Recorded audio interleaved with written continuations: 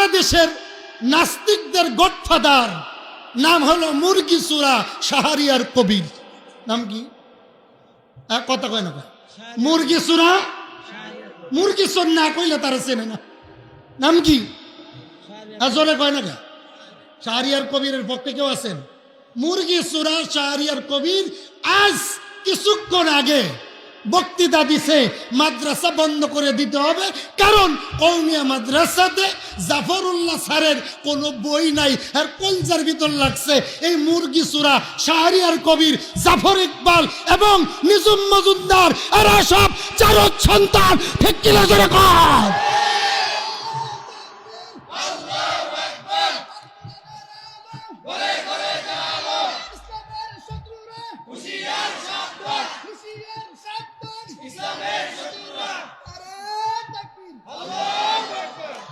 মাঝে মাঝে নাস্তিকরা উদু দেয় কেন? মুসলমানদের ঈমান পরীক্ষা করতে। কি করতে? মুসলমানদের ঈমান পরীক্ষা করতে। আমি প্রত্যেকের পায়ে ধরে বলি, আমরা মুসলিম। উনি আওয়ামী লীগ করে, উনি বিএমপি করে, উনি জামাত করে, উনি চরমোনা, উনি আড়াইবাড়ি, উনা ফুরপুরা, দেখার বিষয় নাই। কোরআনের বিরুদ্ধে কথা বললে জীবন দিতে হবে, রক্ত দিতে হবে। কারা কারা রাজি হাত তুলে আওয়াজ করতে হবে।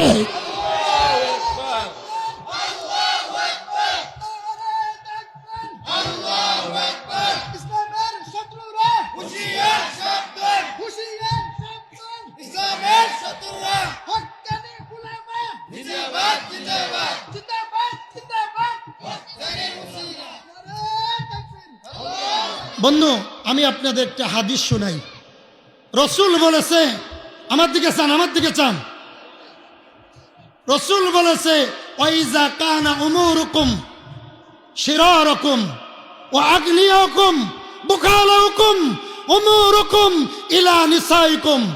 রসুল বলেছে, ও আমার উম্মত, কিয়ামতের আগে চারটি জিনিস যখন তোমরা দেখবে, মনে করবে কোন ওয়াজ, কোন নামাজ, কোন দোয়া আল্লাহর দরবারে কবুল হবে না। কয়টা জিনিস? সবাই বলেন বাবা, আরো জোরে বলেন বাবা। হৃদয় থেকে কথা বলতেছি, দুঃখে কলিজা ফেটে যায়। ওয়াজে আসবেন কি তো, আমরাই তো কিলাকিলি লাগাই। কথা কয় না কেন? কারো শুনবেন, এটা কয় এটা করেন, এটা করে ওইটা করেন। একজন কয় কিয়াম করেন, একজন কয় হুইয়ে পড়েন। কথা কয় না কা? কয়টা জিনিস সবাই মুখস্থ করেন আরো জোরে। আমার রাসূল মানে এমন একটি জামানা আসবে রে উম্মত, আমার উম্মতের ভিতরে কিয়ামতের আগে তোমরা এই চারটা জিনিস ফলো করে চলবে। তার এক নম্বর হলো, এমন একটা জামানা আমার উম্মতের ভিতর আসবে, মূর্খ লোক সমাজের নেতা হবে। কি লোক? কি লোক? জোরে কোন?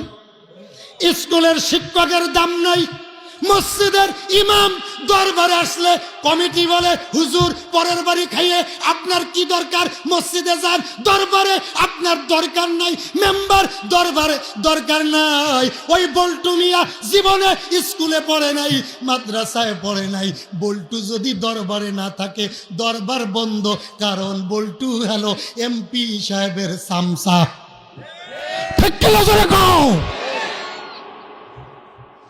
রাসূল আমার ডাক দিয়ে মানে, উম্মত, দুঃখের সাথে বলে যাই, উম্মত রে, এমন একটা জামানা তোমাদের মাঝে আসবে রে, দোয়া করলে কবুল হবে না, ওয়াজ মাহফিলের কোনো মূল্য হবে না।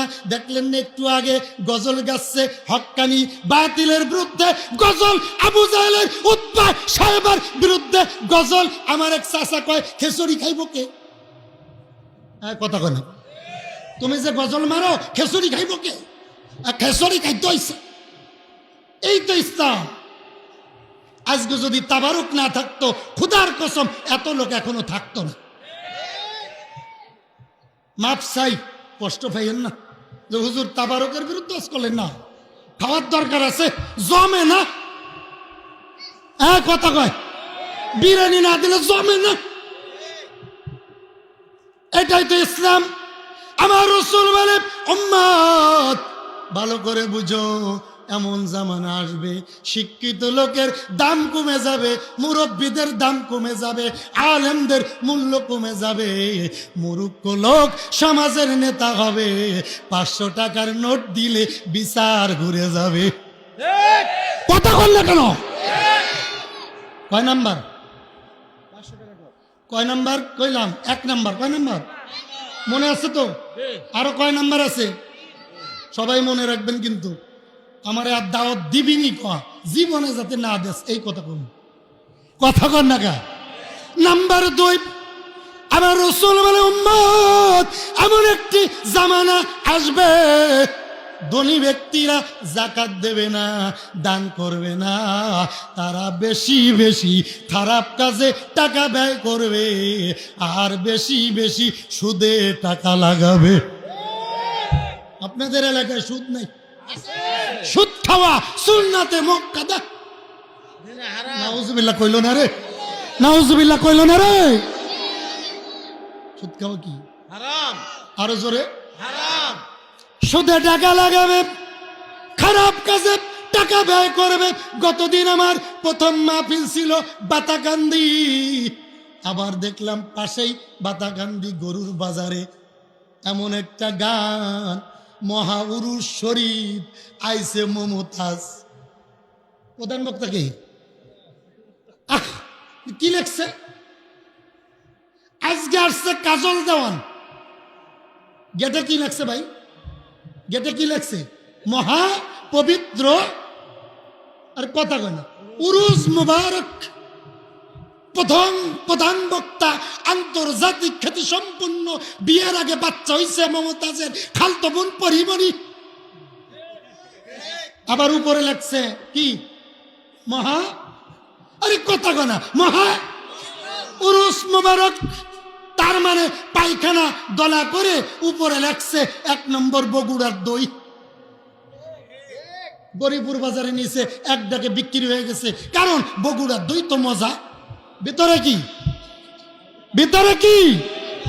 আমার রাসূল মুহাম্মদ এমন একটি জামানা আসবে ধনী ব্যক্তিরা খারাপ কাজে লিপ্ত হবে, সুদে টাকা লাগাবে, ভালো কাজে টাকা দিবে না।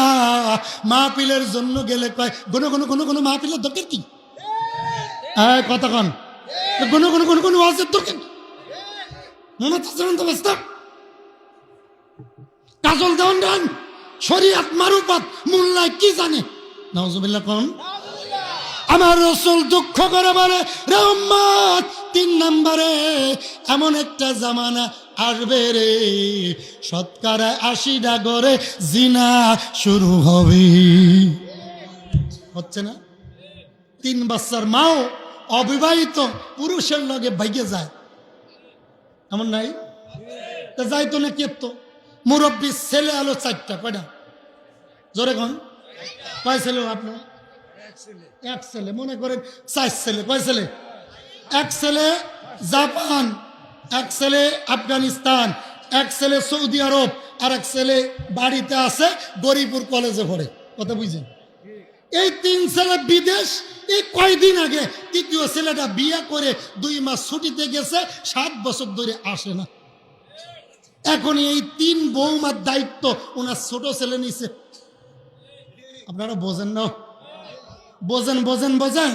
এই ছোট ছেলে ওই 3 জনের শ্বশুর বাড়ি যায়, বিভিন্ন জায়গায় ঘুরতে যায়, চট্টগ্রাম যায়, সিলেট যায়, কক্সবাজারে যেয়ে 1 সপ্তাহ আসে না। এই বুড়া খাটাস যাই নো কিছু কয় না। আপনারা কইনি কিন্তু, আপনারা রাগ করেন না। এই বুড়ো খাটাস হাজি সব 9 বার হজ করেছে, এরপরে জানে আমার ছোট ছেলে কলেজে পড়ে 3 বৌমারে পালতেছে, জিনা করতেছে। এই বুড়া খাটাস কিচ্ছু কয় না। এই সমাজ চলতেছে ঠিক কিনা জোরে কয়?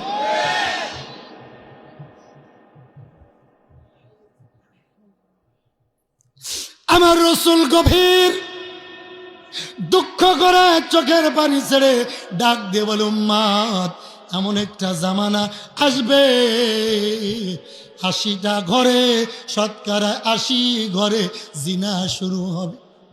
তার বাস্তব প্রমাণ কয়দিন আগে তুরস্কের ভিতরে ভূমিকম্প হয়ে বহুত বিল্ডিং মাটির তলে চলে গেছে।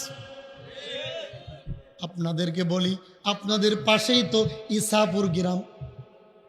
ইসাপুরে একটা যুবক 10 তলা বিল্ডিং এর ভিতর ছিল, আমার বড় মহব্বত, রবিউল ইসলাম নাম। সে 10 তলার বিল্ডিং তলে ছিল, ভূমিকম্প অবস্থায় বিল্ডিং ধসে পড়ছে।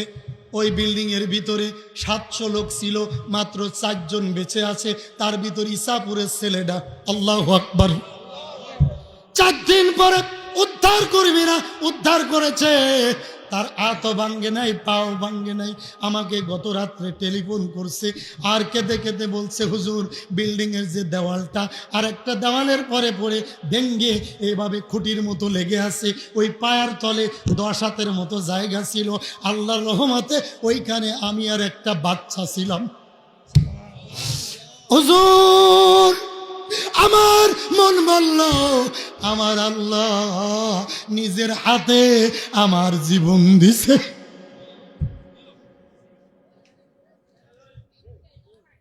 হুজুর আমি বিল্ডিং এর তলে পড়ে সিজদা দিয়ে বলেছি, আল্লাহ এই বিল্ডিং এর পায়াটা যদি খসে পড়ে যায় আমি তো বাঁচতামই না, আমার হাড্ডিও পাওয়া যাবে না, ঠিক কি না? আবার ডাক দিয়ে কয়, হুজুর জানেননি কেন ভূমিকম্প হলো? যেখানে ভূমিকম্প হয়েছে ওই প্রত্যেক বিল্ডিং গুলোতে আবাসিক হোটেল ছিল। কি ছিল? জোরে কোন কথা বোঝেন বাবা? সেই হোটেলে বিভিন্ন দেশের মন্ত্রী যাইতো, এমপিরা যাইতো, ধনী ব্যক্তিরা যাইতো। যাওয়ার সময় এক একটা সুন্দরী নারী নিয়ে যাইতো। 1 মাস 2 মাস ওইখানে অবৈধ অবস্থায় জিনা করত, বিভিন্নভাবে তারা এই ব্যবসা করত। আমি মাঝে মাঝে চিন্তা করতাম আর বলতাম, মালিক আমার আল্লাহ এই চাকরির থেকে আমাকে নিয়ে যাও, জানি না কখন জানি তোমার গজব নাজিল হয়।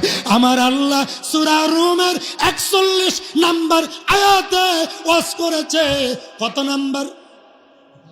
সূরা রুমের 41 নাম্বার আয়াতে বলছে, জহারাল ফাসাদু ফিল বাররি ওয়াল বাহরি বিমা কাসাবাত আইদিন নাস। জহারাল ফাসাদু ফিল বাররি ওয়াল বাহরি বিমা কাসাবাত আইদিন নাস। বন্দরে যত গজব দি আমি আল্লাহ দিনা, এটা তোমাদের 2 হাতের কামাই। তোমাদের, তোমরা খারাপ কাজ করো, তোমরা সুদ খাও, ঘুষ খাও, জিনা করো, 24 ঘন্টা জিনা করো, মুনাফিকি করো। আয়াতুল মুনাফিকি সালাসা, ওয়াইজা হাদ্দাসা কাযাবা, ওয়াইজা ওয়াদা আকলাফা, ওয়াইজা তুমিনা খানা। মুনাফিকের আলামত 3টা। কয়টা? আরো জোরে কোন বন্ধু। এই মুনাফিকের আলামত বলবো, এর আগে বলি 3 নম্বরে কি বলছেন? ঘরে ঘরে জিনা। জিনা হলে ভূমিকম্প হয়। করোনা ভাইরাসের থেকে আরো বড় ভাইরাস অপেক্ষা করো বাংলার জমিনে, হতে পারে কিনা। অতএব রমজান মাস সামনে, শবে বরাত, আমি প্রত্যেকের হাতে পায়ে ধরে চুম্বু দিয়ে বলে যাই, আজ থেকে আমাদের তওবা করে সিদ্ধান্ত নিতে হবে, যতদিন বেঁচে থাকি আজ থেকে একটা গুনার কাজও করব না। এই ওয়াদা আমরা করতে পারি কি পারি না? হাত তুলে দেখা, হাত নামা। নাম্বার 4। কত কত নাম্বার? আমার রাসূল বলে নাম্বার 4, এমন একটি জামানা তোমাদের মাঝে আসবে, পুরুষের নেতৃত্ব বিলীন হয়ে যাবে, ঘরে থেকে রাষ্ট্র পর্যন্ত নারীর ক্ষমতা চলবে। হাসিনা আর খালেদার কথা কইতাম না, সারা পৃথিবীতে, বাংলাদেশে শুধু না। রাসূল আমার ডাক দিয়ে বলে, উম্মত এমন একটা জামানা আসবে বাজার করতে পুরুষেরা ভয় করবে, কারণ বাজারে মহিলাদের মিলন মেলা চলবে। গরিপুর বাজারে, মাছ বাজারও মহিলা আছে না নাই? কম না বেশি?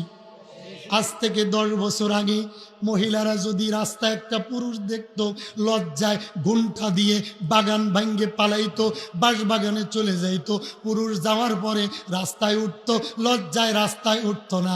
এখন লেডিসরা যদি ইমাম সাহেব রাস্তায় পড়ে কয়, হুজুর আপনার রাস্তায় কি, সরে যান, আমি গরিপুর যাবো। আমি সরে যাইতাম, পেতনির বাচ্চা পেতনি বাজারে যাইতো। কথা কন না কেন? আমার রাসূল মুহাম্মদ এমন একটি জামানা আসবে, পুরুষের নেতৃত্ব বিলীন হয়ে যাবে, নারীরা নেতৃত্ব দিবে।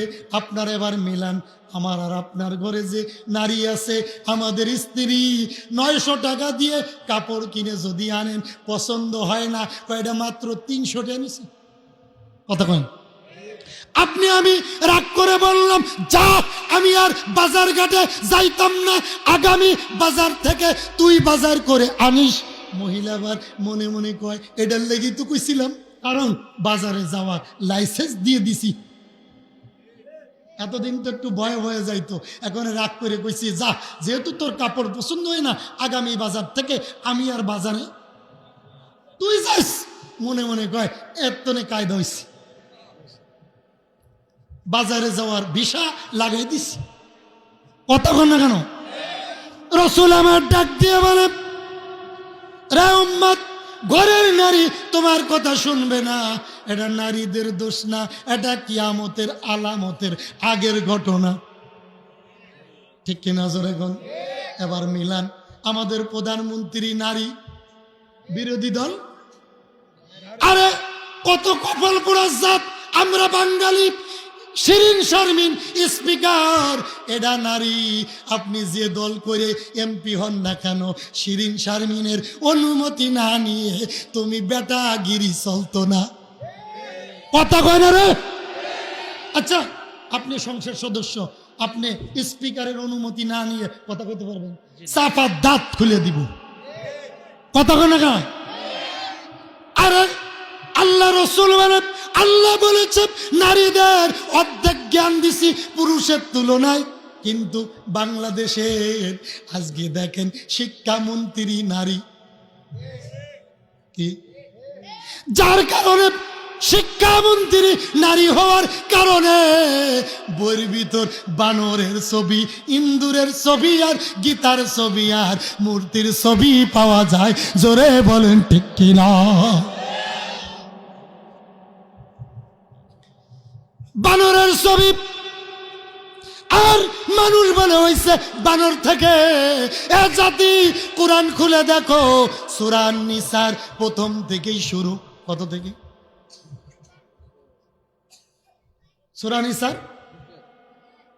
নিসার প্রথম আয়াত থেকে আমার আল্লাহ বলেছে, ভালো করে বুঝবেন, মানুষ হইছে আদম থেকে। কি থেকে? আরো জোরে, আরো জোরে। আর আদম থেকে হাওয়া হয়েছে, হাওয়া থেকে আমার আল্লাহ জুড়ায় জুড়ায় বানাইছে। তাহলে মানুষ বানর থেকে হইছে না আদম থেকে হইছে? জোরে বলেন, আরো জোরে কন, কে কইছে? আরো জোরে কন, কে কইছে? এটা কোরআনের কথা না রাজনীতির কথা?